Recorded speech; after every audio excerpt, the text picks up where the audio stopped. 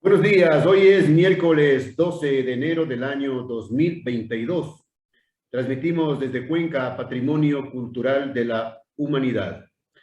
A esta hora estamos saludando y dando la más cordial bienvenida al ingeniero Fernando Romero, presidente de la Cámara de la Pequeña Industria del Azuay, Capia. Ingeniero, buenos días, gracias por aceptar la invitación. Queremos hacer un diálogo para conocer algunos detalles de las actividades de la CAPIA en los últimos tiempos, cómo han logrado sobrevivir en tiempos de pandemia. Empecemos por allí. Buenos días. Buenos días. Aprovecho que es la primera oportunidad que tenemos para conversar durante este año 2022. Quiero aprovechar para desearle los mayores éxitos para usted, para quienes nos escuchan, y pues desearles sobre todo salud en un momento crítico de la pandemia que nuevamente nos afecta. Como presidente del directorio de CAPIA, permítame felicitarle a usted por esta permanente observación, como es el objetivo de su revista, de los medios productivos, de los medios que hacemos una labor que permite una economía mejor, una calidad de vida mejor para todos nuestros colaboradores. Así que a sus órdenes y muchas gracias nuevamente por su invitación. Le decía, ingeniero Romero, cómo han logrado sobrevivir los socios de la CAPIA en estos tiempos de pandemia, que ya conocemos son muy difíciles para todos. Efectivamente, nos ha tocado ser muy creativos, muy recursivos, porque la pandemia nos ha afectado de una u otra manera a todos, sobre todo en la falta de demanda de los productos nacionales. Nosotros como Cámara de la Pequeña Industria hemos lanzado un proyecto durante la pandemia, apenas empezó la pandemia, que se llama Somos 786, Somos Ecuador, donde a través de este proyecto pretendemos concientizar a toda la ciudadanía de la importancia que tiene el consumo de los productos nacionales, de los productos que nosotros transformamos, esas materias primas que nosotros a las que les agregamos valor, las convertimos en objetos útiles, en productos útiles, y están bien hechos en nuestra ciudad, están bien hechos en nuestro país. Esta es una forma de incentivar para que nuestros productos tengan la rotación necesaria. Creemos que a través de esto es la mejor forma de sobrevivir, porque si vendemos, si logramos vender nuestros productos, podemos crear puestos de trabajo, podemos mantener la cadena de pagos, podemos seguir demandando materia prima. En fin, ese círculo virtuoso que tiene la economía sigue activo cuando tenemos esta predisposición de la ciudadanía, de los ecuatorianos, a consumir lo nuestro. Esto es muy importante y no es nada nuevo. Esto nos enseñaron los países luego de la posguerra, donde supieron naturalmente, en base a este consumo de sus propios productos, desarrollar nuevas tecnologías, desarrollar riqueza. Y eso es lo que a través de este proyecto 786, que a propósito muy brevemente le cuento que cada producto tiene un código de barras, ¿no? Y los tres primeros dígitos indican el país del que es procedente el producto. En este caso, para nuestro país, se ha asignado de manera internacional, porque esta es un código internacional. Los tres primeros dígitos de todos nuestros productos son 786. Hay 16,000 empresas. 786 pertenece al Ecuador. 786 es el Ecuador. Cuando usted vea en el código de barras de un producto que empieza por 786, ese producto es ecuatoriano. Entonces es muy fácil para el público cuando va a adquirir un producto en un supermercado, como ve el semáforo, como ve la fecha de caducidad, ver por dónde empieza. Ingeniero, 786 es producto ecuatoriano y de buena calidad. Por supuesto, mire que tenemos una normativa muy severa, muy amplia, que debemos cumplir en registros sanitarios, en la calidad de los productos. Tenemos al INEN que nos certifica los productos, en fin. Y usted entenderá pues que además nuestros productos están en cadenas de supermercados muy importantes que también son muy exigentes en cuanto a la calidad de los productos. Y no solo a la cantidad, a la calidad, sino también al peso, a la observación de las normas de etiquetado, en fin. Entonces, nuestros productos para ir al mercado tienen una normativa muy rigurosa de tal manera que también es fácil para nosotros poderlos exportar y de hecho con esta nueva política del gobierno, pues en la que compartimos plenamente el hecho de que se busquen nuevos mercados, se nos facilita al tener ya unos productos de calidad que pueden ser ofrecidos no solo en nuestras perchas, en nuestro país, sino en el mundo entero. Esa es la parte de nuestros productores, vamos a decir, pero nosotros como institución, como CAPIA, que nos debemos a estas empresas, a nuestros afiliados, hemos logrado sobrevivir con el apoyo de estos afiliados. Pero le cuento una cosa muy curiosa y de la que estamos sumamente agradecidos. Sobrevivimos también por el apoyo de las grandes empresas.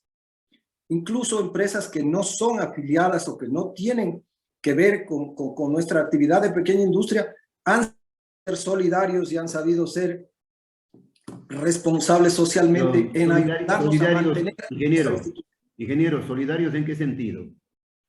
Colaborando económicamente, señor. Le digo, por ejemplo, es el caso de empresas gigantes como Rival, empresas gigantes como Coral Centro, empresas gigantes como VAS Seguros, que no tiene una actividad productiva, digamos, de materia prima, sino son servicios. En fin, una serie de empresas y nuestros propios directores han sabido aportar con recursos para que nosotros podamos seguir actuando, digamos, en beneficio de nuestros afiliados.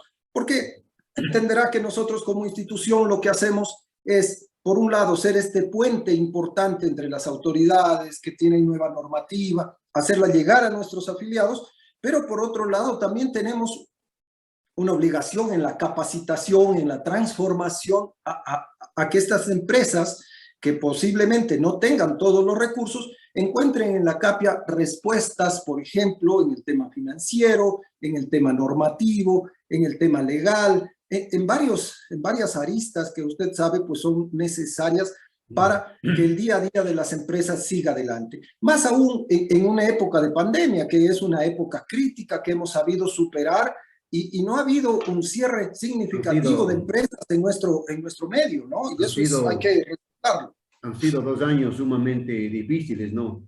2 años de una situación económica muy complicada. ¿Y cuál ha sido el comportamiento, ingeniero Romero, de la banca?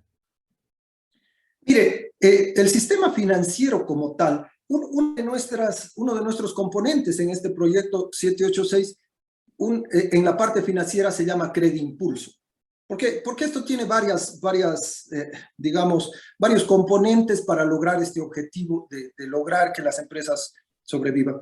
Dentro de este Credimpulso hemos logrado el apoyo principalmente de las cooperativas, lo digo con nombres si usted me permite, como Jardín Azuay o como la cooperativa Provida, donde han sabido proveernos de líneas de crédito especiales y específicas para desarrollar nuevos emprendimientos. Y también para quienes ya están en la actividad económica con una trayectoria, digamos, han sabido apoyarlos con una línea preferencial.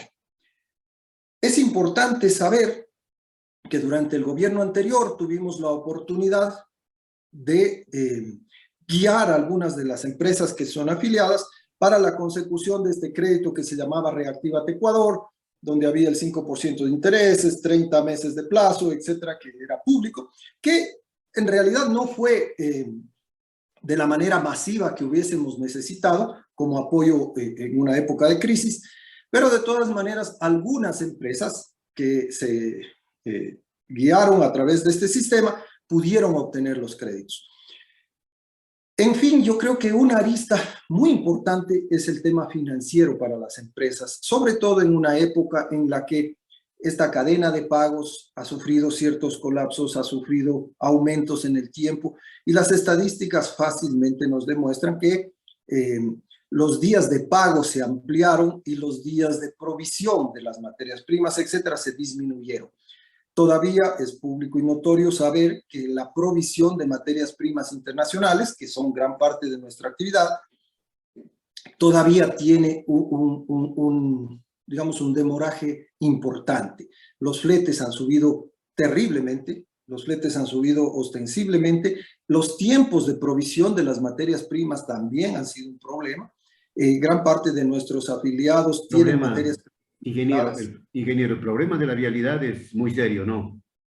Ese es un punto que nos podríamos demorar un rato, pero Pero ¿por qué es sí me importante? gustaría conocer el punto de vista de ustedes Sí, como directivos sobre este lamento, permanente lamento y molestia, dolor de cabeza, y los directivos de las diferentes cámaras, organizaciones, siguen y siguen clamando ayuda a los poderes, tanto centrales como locales, en el tema de la vialidad, pero no hay la atención debida y oportuna.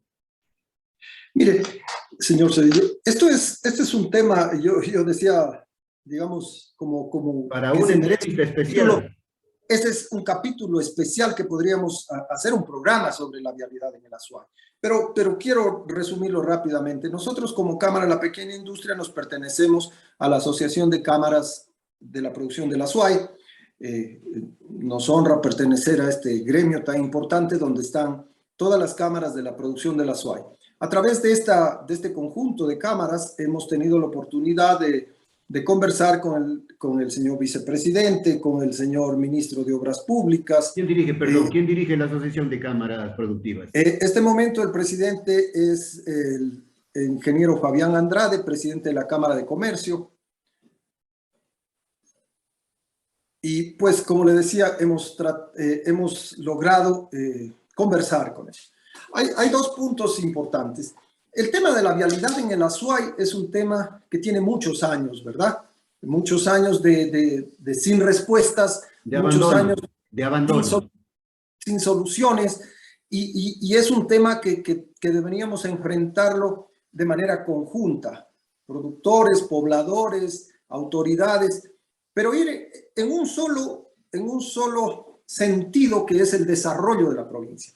Cuando hablamos de un acceso sur que resulta tan importante, hay oposición, y con razón, porque no se les hace adecuadamente los valores, no se les considera adecuadamente los valores.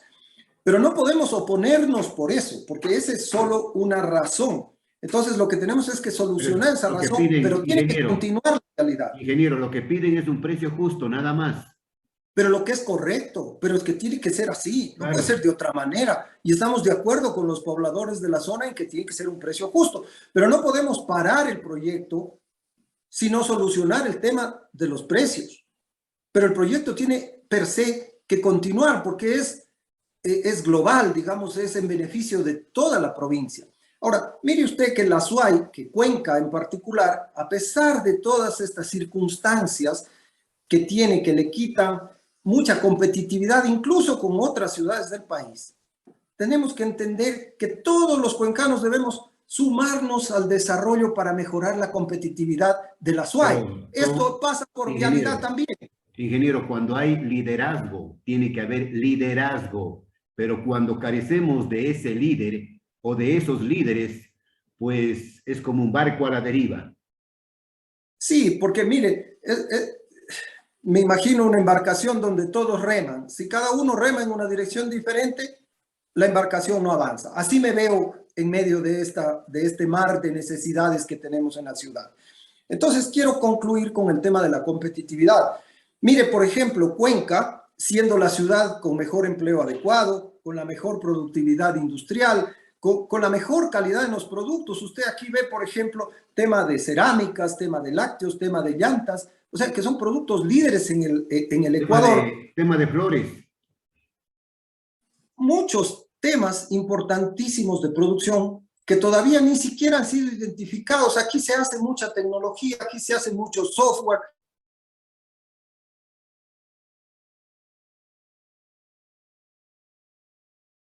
Pero vamos a dejar eso aparte para poder concentrarnos en el tema de la vialidad.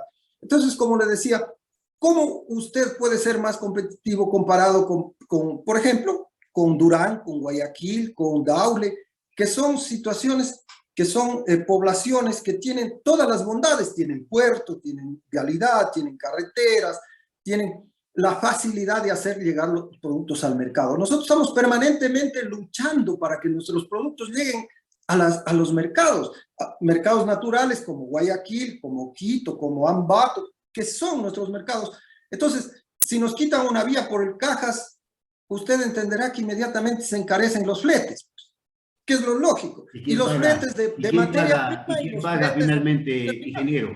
Ingeniero, ¿y quién paga finalmente las consecuencias?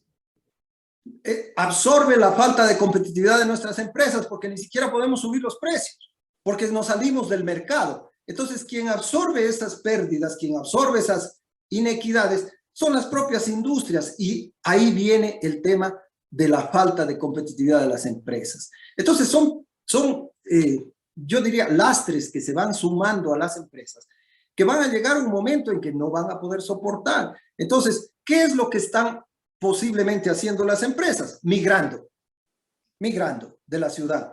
Entonces usted ya ve parques industriales de empresarios cuencanos en La Tacunga, o ve usted instalaciones en Daule, ve instalaciones en los parques industriales de Guayaquil, de grandes bodegas de productos terminados o de materias primas, de empresarios cuencanos, señor, con mentalidad y con ideas cuencanas, voy a ocupar una palabra en inglés que muy poco uso, pero con el know-how cuencano, de cuencanos, desarrollándose en otras ciudades. ¿Y qué pasa con eso? Aportan al Producto Interno Bruto de esa provincia. Entonces, cuando usted ve la estadística nacional, dice, no, el Azuay ha sido solo el 5% de la economía nacional. Mentira, señor, mentira, porque ese dato solo significa la estadística, pero la producción local es mucho más que eso.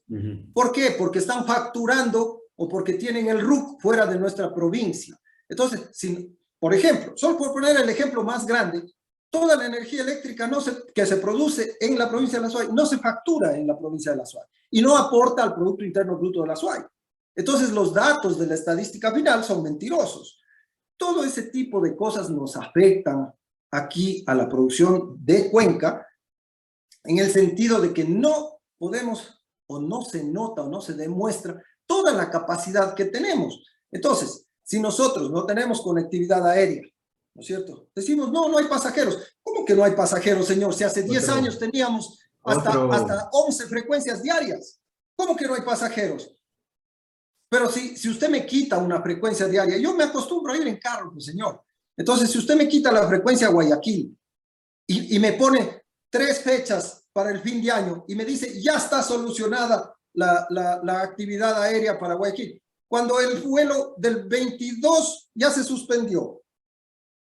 Entonces, no hay una planificación de largo plazo en Cuenca. Yo me acuerdo con el CREA. No hay seriedad, ingeniero Romero, no hay seriedad, hay ofrecimientos que se llevan el viento.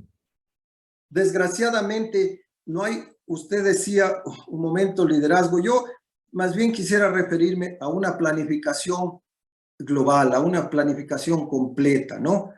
Aquí tenemos instituciones, incluso a la que me pertenezco como director, que es la Empresa de Desarrollo Económico de Cuenca, que debería ser la empresa que lidere, una empresa pública municipal que debería liderar el desarrollo de Cuenca. Yo me acuerdo, por ejemplo, del CREA, usted recordará. Aquel tiempo. ¿No? Cómo se planificaba vialidad, cómo se planificaba producción, tenía haciendas, tenía gran parte de la genética, de nuestro campo es impulsada por las haciendas que tenía el CREA. Ingeniero, esa institución pública no debía haber desaparecido nunca, pero lo hicieron desaparecer por intereses, ¿no? Poderosos. Siempre la política nos va a afectar a los productores y nosotros vivimos el vaivén de la política, ¿no? Mire usted, los marcos legales nos cambian cada que cambian las sillas cada vez que cambian las sillas en Carondelet. Entonces, deberíamos pensar a largo plazo. Ingeniero Romero, la vialidad, ya para concluir con este tema, la vialidad nacional no es medida con la misma vara. No es lo mismo la vialidad del norte que la vialidad del sur. Hay una enorme diferencia. La diferencia es que se permite, por ejemplo, en el caso de la vialidad del norte, el cobro de peajes. Y cuando nosotros queremos hacer un acceso sur, que sería Pumbe-Biblián, que es un gran trayecto, hay personas que se oponen al cobro de peajes. Entonces, así no vamos a progresar, señor. Este país, o en general, Envidiamos las carreteras. Mire usted, yo acabo de venir durante el fin de año del norte y es algo que nos molesta a los cuencanos cuando viajamos por tierra. Llega a Chimborazo y cambia al Ecuador. Sí, pero va pagando peaje, señor. Va pagando peajes. Y sobre todo, ingeniero, cuando los peajes son bien utilizados, los ingresos del peaje no se desaparecen de la noche a la mañana. Vea usted, por ejemplo, un pequeño ejemplo, para ir al Cantón Nabón, hay un peaje que se paga. Averiguando cuánto es el ingreso anual, es algo así como un poco más de $100,000 que recibe el municipio. Y vaya usted y vea la vía, el estado de la vía, es un desastre. ¿Y a dónde va el dinero del peaje? Exactamente. Entonces, ahí tenemos que los ciudadanos justamente evidenciar estas fallas y decir, ok, sí estamos de acuerdo en pagar un peaje, pero queremos recibir el servicio. Créame que para mí la gran diferencia entre las vías del norte, que estamos siempre molestos, cada cuencano que viaja por tierra a Quito viene molesto solo porque las vías nuestras son malas. Y es natural. Pero yo creo que, mire, solo voy a poner este ejemplo del acceso sur. Nosotros como Cámara también hemos conversado con el señor ministro de Obras Públicas en el sentido de que deberíamos ver a largo plazo, deberíamos tener una solución, por ejemplo, en la vía Soldados Chaucha-Liberia, porque necesitamos más alternativas de vialidad, ¿no es cierto? Esa es una vía que debería ser ya hecho un estudio, porque es una vía que es una vía de tercer orden al momento, pero que se la podría transformar en una vía de primera orden, que nos podría comunicar más fácilmente con puertos, con importantes mercados como Machala o Guayaquil, de tal manera que tengamos opciones. Lo que no tenemos es opciones. Usted ha visto que nos han cerrado el kilómetro 49 durante meses y prácticamente alzamos las manos porque si una plataforma le pasó algo acá en la carretera por Cañar, nos dejó absolutamente incomunicados. No podemos tener tan pocas opciones de vialidad. Debemos pensar en el largo plazo, no en tener la mega carretera, sino primero priorizar opciones y tener más opciones. No le digo que sean del mejor orden, de que sean autopistas extraordinarias. No necesitamos eso porque, mire, yo creo que hay que también pensar en qué recursos tenemos y los recursos son sumamente limitados. Entonces hay que aprovechar esos recursos de la mejor manera, de tal manera que usted diga, ¿sabes qué? Se cerró el kilómetro 49, vamos por Soldados, que es una vía alterna. Problema, claro. Ya está. Pero no podemos quedarnos con una. Ingeniero, por el tiempo, el tema del el proyecto del gobierno de los $100 millones disponibles a través de Ban Ecuador para los microempresarios, para los emprendedores, préstamos de $500 hasta $5,000. El presidente ha hablado maravillas de este proyecto, de este plan. ¿Qué piensan ustedes? Señor, hay que ser realistas. La mayor cantidad de empresas que conforman esta red de empresariado nacional son microempresas. Ahí en número son muy mayoritarios. Y obviamente desde el gobierno nacional yo entiendo que se ve esta estadística y dice, vamos a apoyar masivamente emprendimientos pequeños para ir tejiendo una red que permita, primero, mejorar la productividad, mejorar el empleo. El tema del empleo es un tema que podríamos también tratar en un capítulo completo, porque entenderá que el empleo de la población económicamente activa, apenas el 32% tiene empleo adecuado, y eso es grave para un país, porque ahí está el sector formal, y apenas el 32% de la población económicamente activa forma ese grupo, y tiene un 68% que no tiene un empleo adecuado. Entonces, yo pienso, por verlo positivamente, que desde el gobierno nacional se mira este gran conglomerado de microempresas que necesitan apoyo. Todos necesitamos apoyo financiero, desde la más grande hasta la más pequeña. La más grande tiene mayores facilidades de conseguir sus créditos. El pequeño no tiene posibilidades de conseguir el crédito. ¿Y cómo no entender de que se dirija a este gran conglomerado de microempresarios y de emprendedores un crédito que les permita avanzar. Ahí está. Eso no quiere decir que los otros sectores de la economía no necesiten un impulso similar.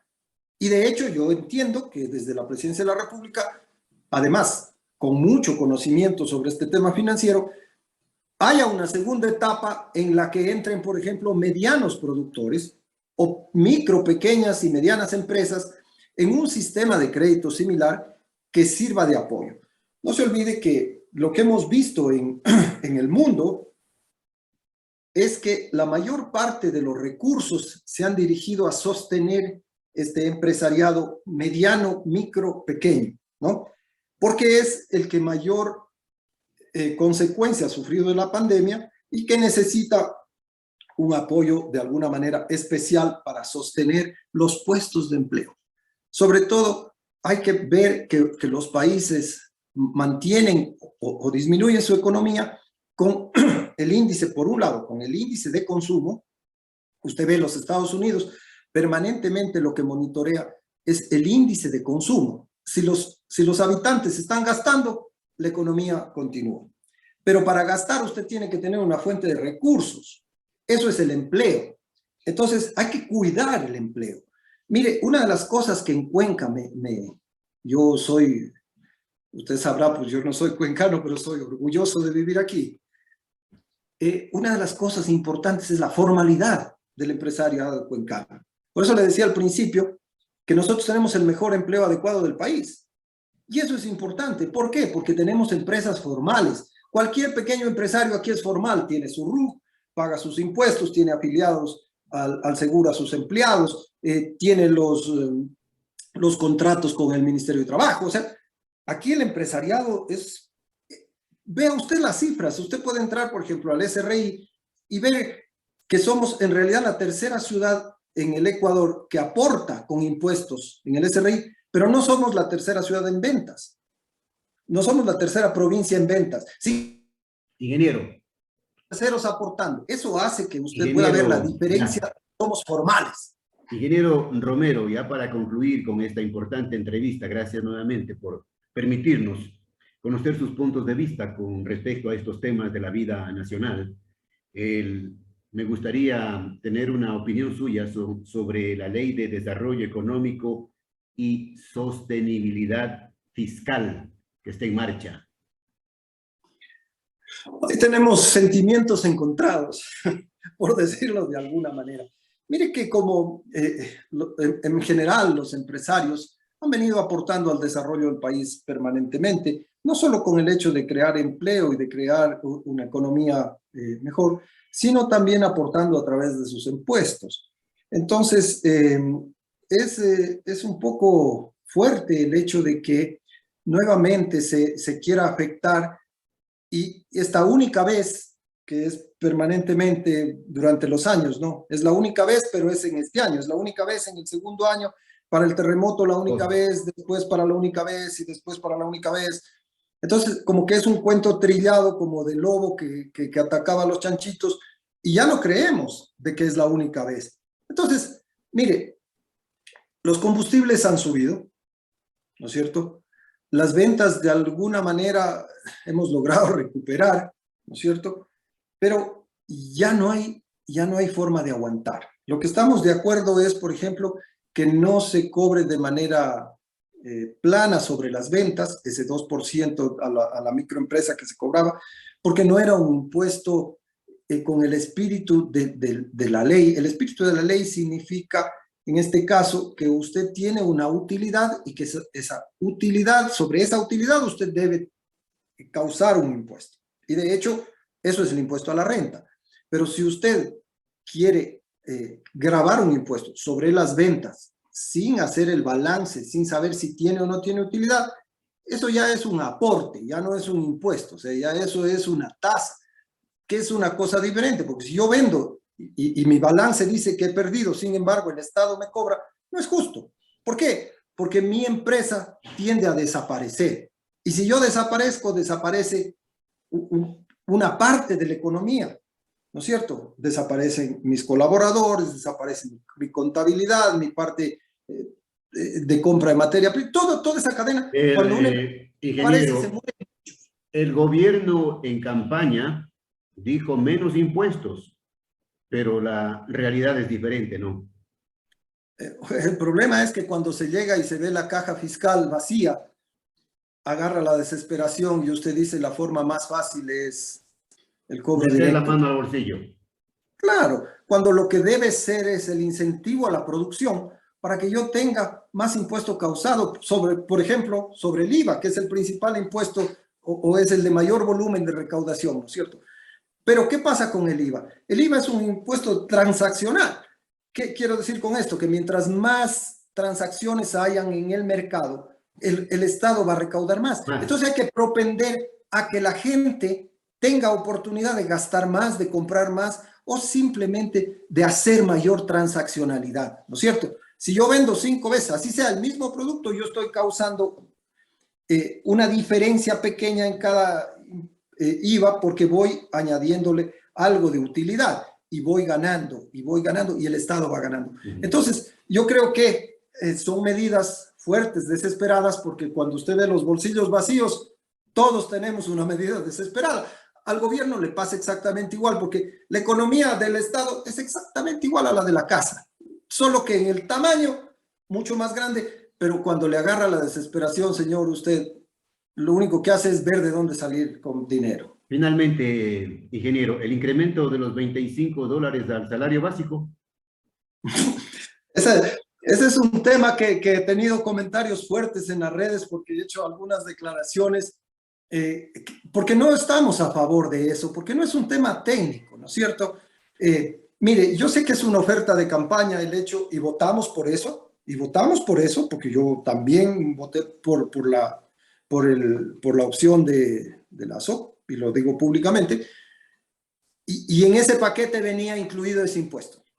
Pero hay que hacerlo paulatino y hay que hacerlo técnicamente. Si estamos saliendo de una crisis donde apenas podemos sobrevivir las empresas, usted, aparte de los combustibles, como decía, aparte de esta reforma tributaria, nos da otro golpe con la subida de los salarios. Y la gente dice 25 no es nada, por supuesto, pero cuando tiene, por ejemplo, 12,000 empleados en el parque industrial, le afecta a 12,000 por 25. Y no estoy en contra de que el incremento sea que no se merezcan los colaboradores. Puede ser inclusive que merezcan más, pero hay que hacerlo de una manera técnica, de una manera adecuada. Y también, pues, ¿qué contraparte tienen las empresas? ¿No es cierto? Porque hemos visto que se ha agravado a las empresas con todos estos costos adicionales. ¿Y cuál ha sido el incentivo para seguir mejorando, por ejemplo, la competitividad a nivel mundial? ¿Qué hemos hecho en el Ecuador? Han bajado tal vez, mire usted que tenemos, hablemos por ejemplo de la producción eléctrica. El Ecuador es superavitario en producción eléctrica. ¿Y cómo se refleja eso en las empresas? No se refleja. Entonces, dígame usted si no sería posible un incentivo a través, por ejemplo, de una tarifa eléctrica industrial para ciertas horas, o hacer un equipo de tal manera que las empresas sientan que también desde el Estado se devuelve algo para que eso se vaya hacia los trabajadores, no para el empresario, que logre mejor productividad, que logre mejor competitividad para reflejarla en una tabla salarial, por ejemplo, ¿no es cierto? Pero no, es todos los días contra el empresario, todos los días. Entonces le quitan la capacidad al empresario de crecer, de desarrollar tecnología, de importar nueva maquinaria, porque apenas está sobreviviendo. Y es como en la casa, o sea, usted no se va a comprar un nuevo carro, usted no se va a comprar la finca. No, estamos en una época de sobrevivir, no de hacer grandes cosas. Pero la industria necesita una economía que le permita tener una actividad de largo plazo. Eso se hace desarrollando mejor tecnología, desarrollando mejor maquinaria, trabajando, o sea, que le permita, si bien esos propios ingresos que tiene o esos incentivos, que le permitan producir mejor, producir más barato, producir más eficientemente. Mire lo que nos pasa con la falta de suelo industrial. Y aquí ese es el último tema, si me permite 2 segundos más, que es una de las partes que nos quitan competitividad en el Azuay, es la falta de suelo industrial. Hemos visto que ayer ya se inició la primera sesión en el Consejo Cantonal sobre el plan de uso y gestión del suelo, y eso nos va a permitir encontrar nuevas localizaciones industriales. Pero no va a faltar el día de mañana que donde estén esas localizaciones la gente diga, no, yo no quiero aquí industria. Señor, ¿pero de qué vivimos? Si esta ciudad vive de la industria, esta es la ciudad que mayor puestos de trabajo genera en la parte industrial. Dejemos que crezcan, dejemos que se ubiquen, dejemos que hagan sus procesos de manera correcta. Bueno, Mire pero, usted, lo invito ingeniero, al parque industrial para ingeniero, que vea. ingeniero, pero a nadie le gusta que le pongan una industria al lado o frente a su casa, ¿no? No, no, no, señor, es que nadie está poniéndola en medio de la ciudadela. Estamos haciendo el municipio a través del plan de uso y gestión del suelo, ha hecho localizaciones de los nuevos suelos industriales ya estén de manera correcta, donde no hay población. Eso Pero sí por está otro bien. lado, usted tiene que entender, no debemos satanizar nunca la industria. Tenemos la normativa suficiente para que las industrias funcionen donde quiera. O sea, mire usted, el parque industrial está Colapsado, rodeado de la población. colapsado, Yo colapsado. diría que saturado, no me gusta la palabra colapsado porque colapsado me hace como que referencia a que es un caos. Yo diría que saturado, que está completo. Mire, ese parque tiene más de 40 años y con la gracia de Dios y el cuidado de la industria no ha habido problemas. Entonces no pueden decir, por ejemplo, en la Ciudadela Calderón, en Ricaurte, etcétera, etcétera, que el parque industrial que tiene más de 100 empresas instaladas les haya causado alguna molestia. Esa es una prueba suficiente y me libra de otras explicaciones para decir que la industria puede estar donde quiera. Bueno, bueno, pero ese es un tema, ingeniero, que abordaremos en otra ocasión con datos precisos que tengo que revisar en los archivos sobre el tema denominado parque industrial o zonas industriales de la ciudad de Cuenca. Gracias al ingeniero Fernando Romero, presidente de la Cámara de la Pequeña Industria del Azuay Capia. Ingeniero, desde siempre y hasta siempre. Muy reconocido por el espacio y siempre es tan agradable conversar con una persona que nos permite llevar a cabo estos mensajes hacia la ciudadanía, que la empresa es eso, la empresa es soluciones, la empresa es crear productos, pero también crear puestos de trabajo y crear una vida mejor, porque la persona que tiene trabajo puede llevar el pan dignamente a su casa.